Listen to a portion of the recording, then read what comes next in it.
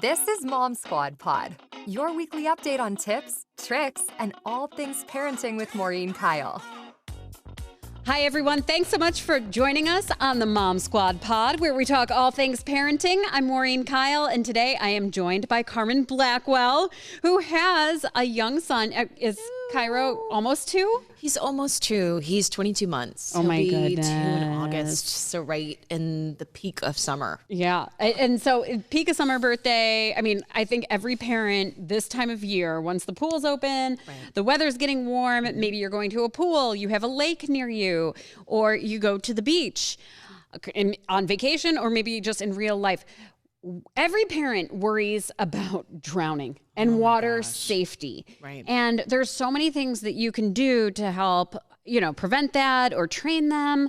And I think I always get a lot of questions too from parents who are saying like, well, when should I take swim lessons? And what do we do to be safe? When soon is too soon? Like when is the proper age? Yeah. I don't know. So we're going to talk about that. We're also we're going to talk about the biggest risk when it comes to drowning. It actually kind of surprised me what this doctor had to say. We'll have that coming up. And then there's a secret danger this summer. Oh, boy. Just to add more fear. But this is all information that as you take in, you're just armed with more information, some intelligence on, some dangers that you might not be thinking of. Or, I mean, I think everybody thinks about water safety and drowning dangers. But just some things that you might want to think about as your kids go through and play.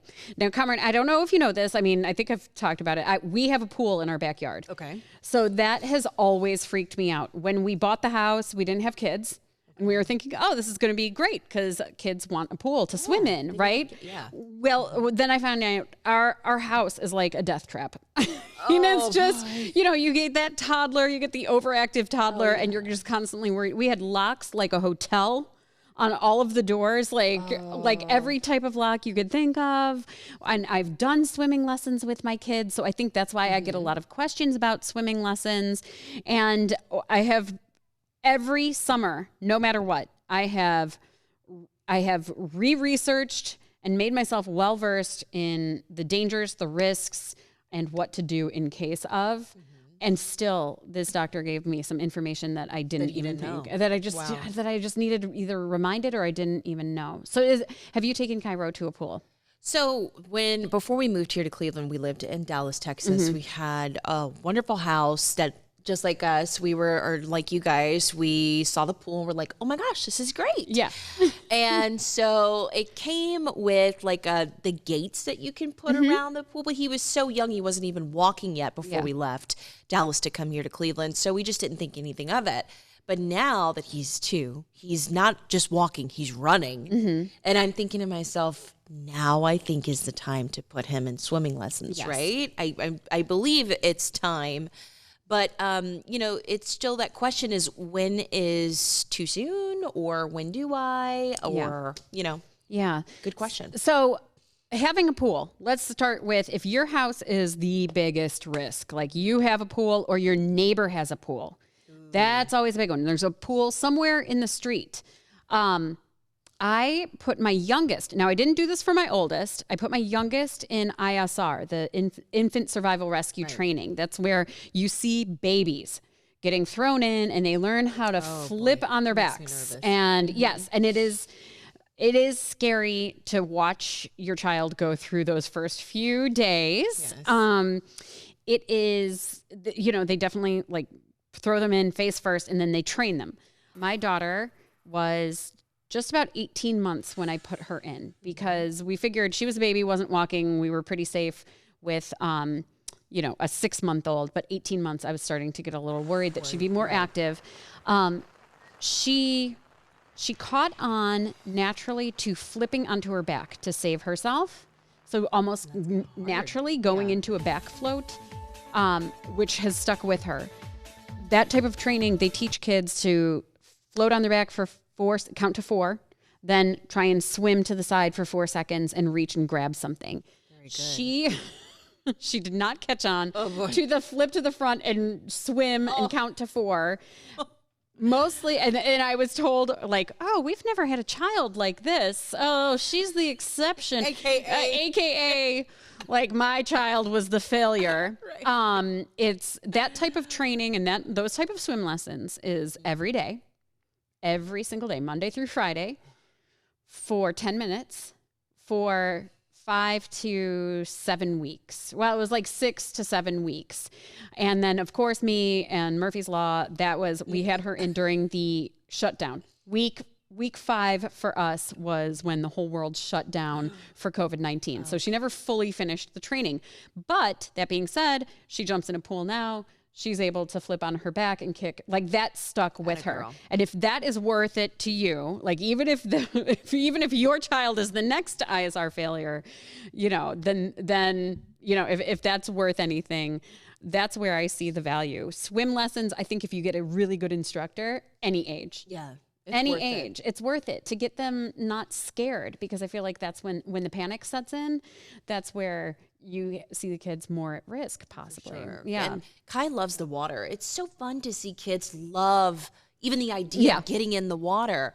But I also see a lot of toddlers, and my nephew and niece specifically, where they want to get in, but they're scared. Yeah. So you don't want them to be afraid of the water, and you definitely want them to be safe if they're around water. So I think that the lessons are it's so important. It really is. And you think about even in the bathtub. That, like, if they have some swim lessons and some training, they know how to flip and get themselves out of that situation. I mean, I've read so many scary articles about, like, make sure your dog bowl isn't too big, the water bowl. And I'm like, oh my gosh, I didn't even think of that. What are we talking about?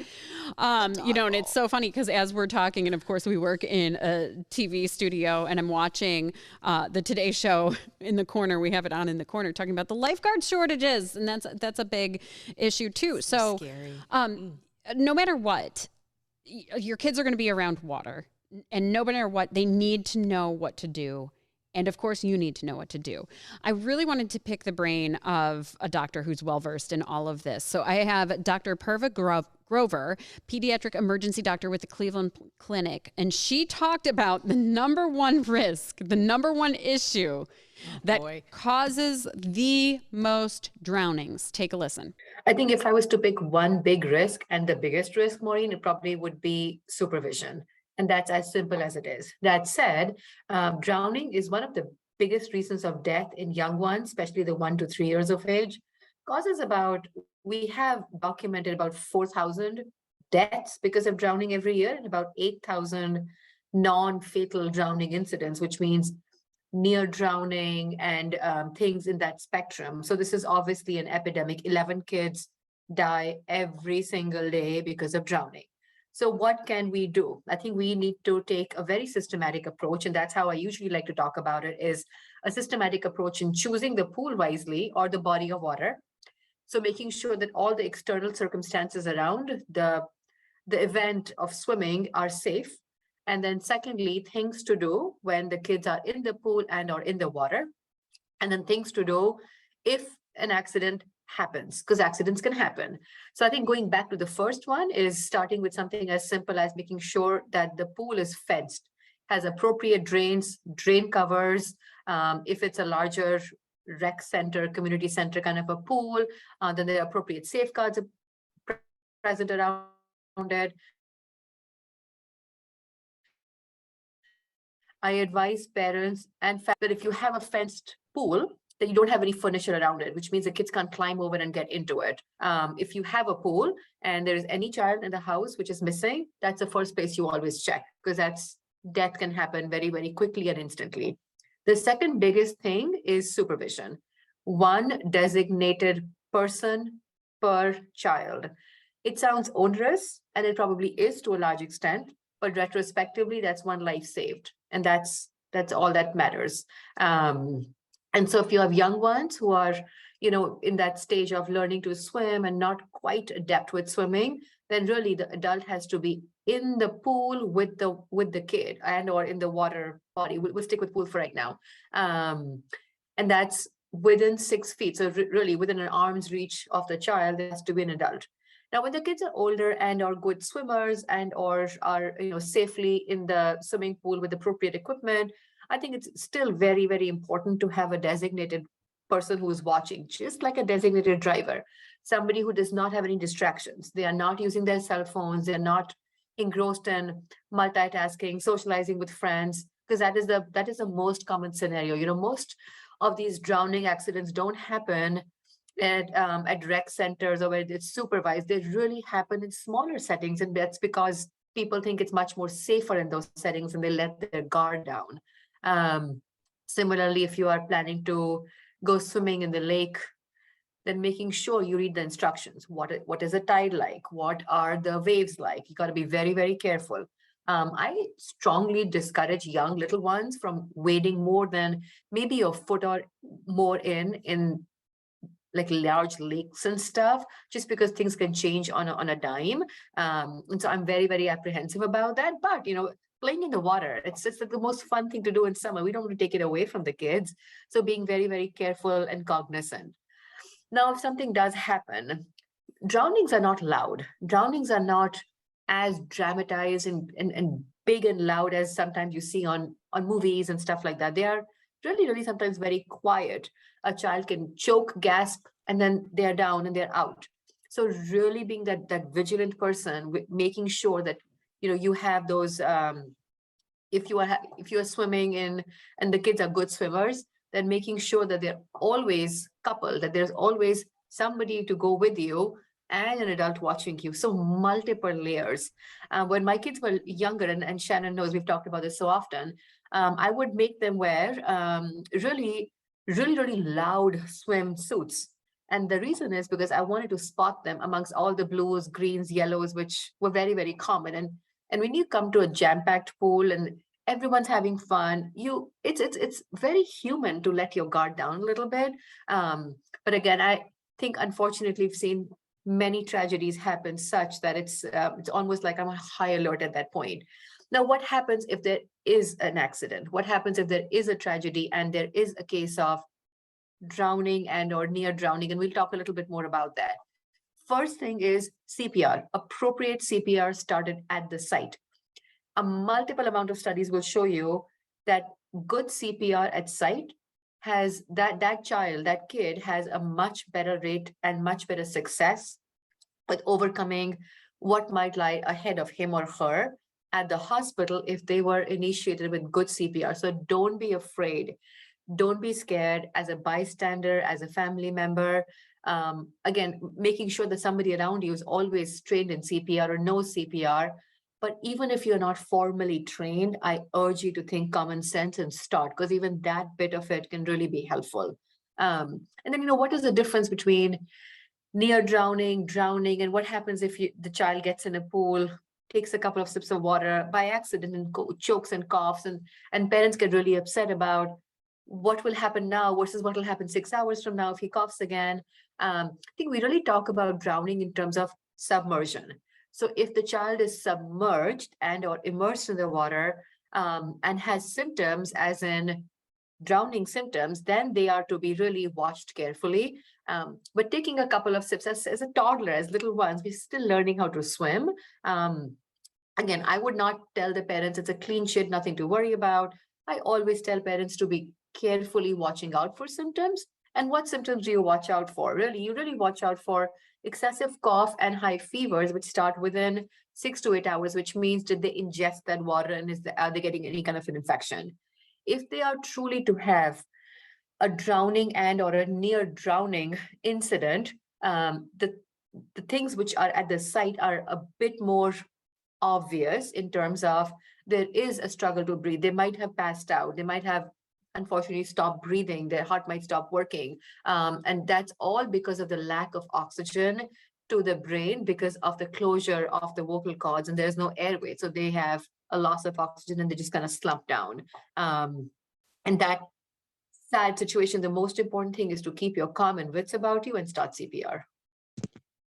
Do me a favor and remind everybody, because I've taken CPR. I was a lifeguard for years. I've taken CPR even to become a babysitter. And then with all my toddlers, we went through that class. And then I feel like in the moment, you forget, okay, wait, what am I supposed to do? How many chest compressions? How many should I count? How many breaths? What is the key to CPR? So the biggest thing is CAB. So we used to do ABC, airway, breathing, circulation, and now we've gone to CAB, which is circulation, airway, breathing, which means you start with chest compressions. That's the first thing. You start with chest compressions, you open the airway as much as you potentially can and start giving rescue breaths. I can give you numbers and I can get you exact information, but as you said, Maureen, in the heat of the moment, you can, a bystander who's never done CPR, it's very scary. It's very, very high. I mean, I do this for a living and it's high stress in a very controlled environment. So I don't expect people to follow the exact numbers and strengths, but really it's starting with chest compressions, effective chest compressions. We can talk about this for hours, but effective chest compressions and then followed by rescue breathing is probably the most important thing. Of course, everything is as somebody around you is calling 911. Like you've got to, it's like a scoop and run. So you don't want to spend time at the site doing CPR and then calling for help. It's always like you start CPR and then somebody's calling 911 and getting the appropriate help. So there you go. I mean, no matter what, when you see somebody in trouble, I feel like, you know, there's those laws that protect somebody who jumps in, the Good Samaritan laws, that jumps in, tries to give somebody CPR, even if you know, crack a rib or something, you're protected because, as you heard her say, just getting the airflow started, getting those chest compressions can really make a huge difference. Child or adult. I mean, I feel like even already this year, we've already seen a few drownings in the lake for We've unfortunately had to report on some. Yeah, teens and early 20s.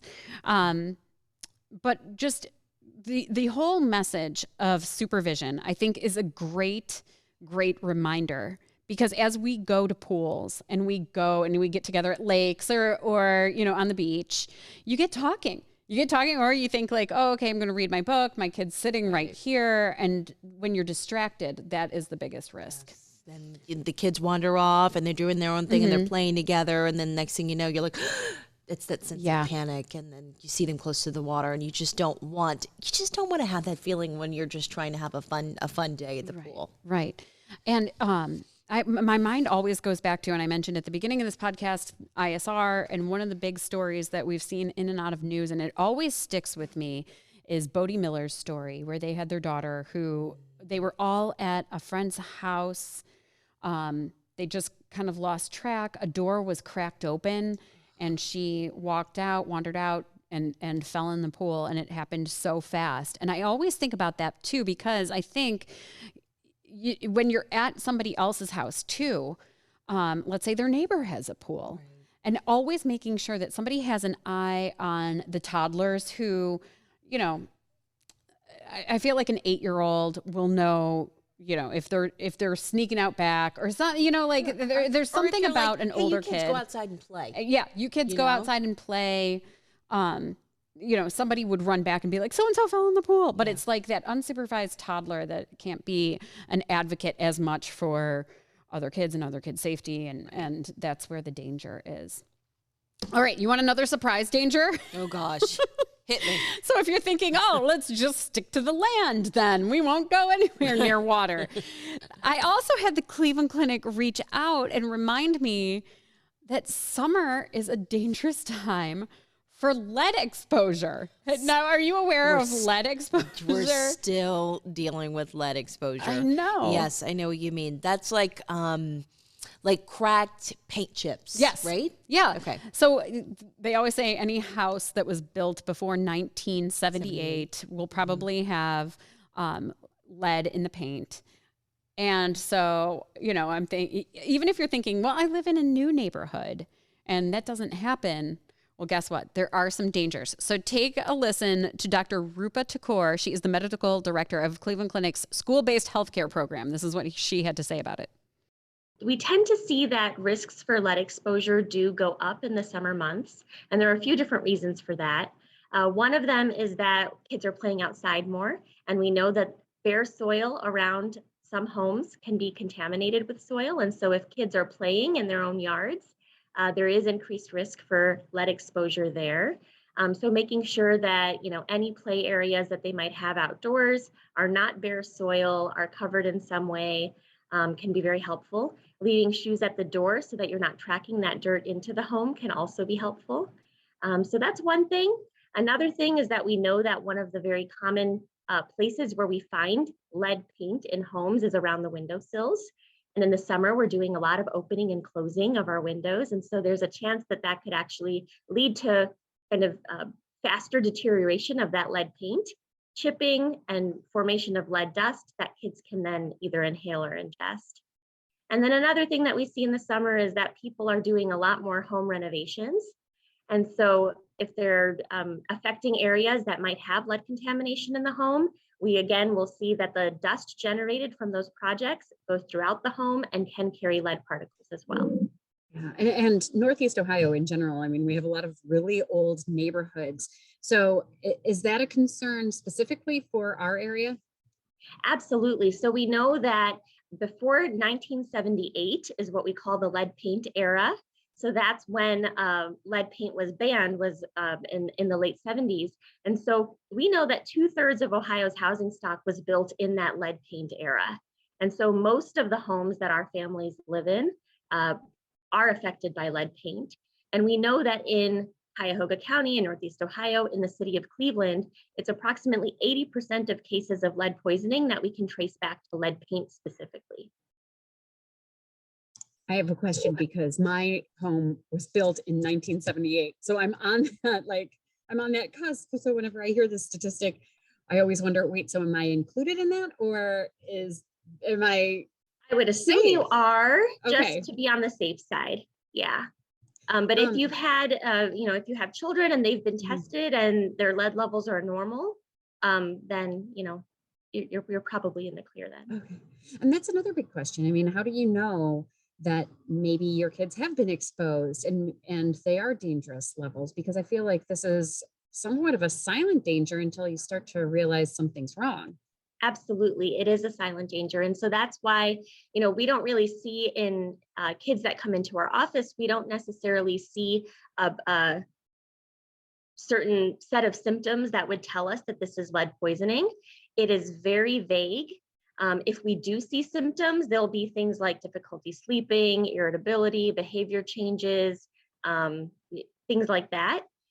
So that's why we do universal screening. At the ages of 1 and 2, we will do questionnaires. And if there are any risk factors for lead exposure, including age of the home, if you're doing renovations, if you've had a sibling who's been lead poisoned, if you're on Medicaid or a high-risk zip code. And so if you say yes or you don't know to any of those questions, your pediatrician will order a lead level for your child. And beyond the age of 2, we still ask those questions. And if there's any ongoing risk, aside from insurance status or zip code, we will continue to test just because we want to make sure that those kids are still safe. So I think what's most frightening about lead dangers, as I've covered lead exposure, through other stories as well, when we've talked about making sure housing is up to par, is just how silent it is and how it's not something super obvious like a drowning. It's something that, all those other symptoms that fall under that category, where I would guess that it was a million other reasons other than lead exposure. Yeah, and the symptoms, like you said, they're not easily detectable that you can connect the dots with lead. Yeah. I don't know, because like you said, it's kind of more neurological. Right. I assumed when you and I just bantering that it would affect the lungs a little bit more, like you're breathing. But like you said, it's kind of more of like it affects the brain. Right. And so does it make you think twice about where you're letting Cairo play? 1,000%. I'm thinking no playgrounds for us, no pools, no playgrounds. No, I'm kidding. No, I mean, obviously unavoidable. That's what's hard about all of this. I mean, it's what's hard about parenting. You get all of this information. There's dangers everywhere. I mean, I'm thinking, okay, like I hope my kids aren't just I don't know. I mean, if you spend months digging in the dirt, maybe, your exposure goes up, but I'm going to let them play in the dirt and try to not worry about it. Look for those symptoms. I mean, know your surroundings. I'm sure city halls have records of like how much lead exposure they've had, reports of incidents, because building inspectors have to go around. So if it is a major concern, if you're sitting here thinking, oh my gosh, I live in a neighborhood that was built before 1978, what are my issues? What are my instances that I have to worry about? I mean, for me, my house was built in 1978. So I'm always like, okay, well, where do we where do we fall then? So those are all questions. Of course, you can always ask your pediatrician too. Absolutely. And what they're there ask, should for. we be screening for this as well? So, all right. All Well, helpful. you know what? I hope that you have a safe summer. I hope everybody has a safe summer. I'm hoping that We're not telling you this to freak you out. We just No. want you to be mindful of I it. know. I just don't want any reports of like ice cream is dangerous. As long as like ice cream popsicles are safe and we're good. You know, we just want to go out and enjoy the warm weather. Of course, be safe out there. Have fun with your kids. Just take as many precautions as you can, especially around pools, lakes, bodies of water. Carmen, thanks so much. Of course, thank you. It's always great to talk to you. always fun. And thanks to all of you for joining us for the Mom Squad Pod. We'll see you right back here next time. Thanks for listening to Mom Squad Pod with Maureen Kyle from WKYC Studios. Subscribe now so you never miss an update. And find more on everything you heard here on WKYC.com and on the WKYC app.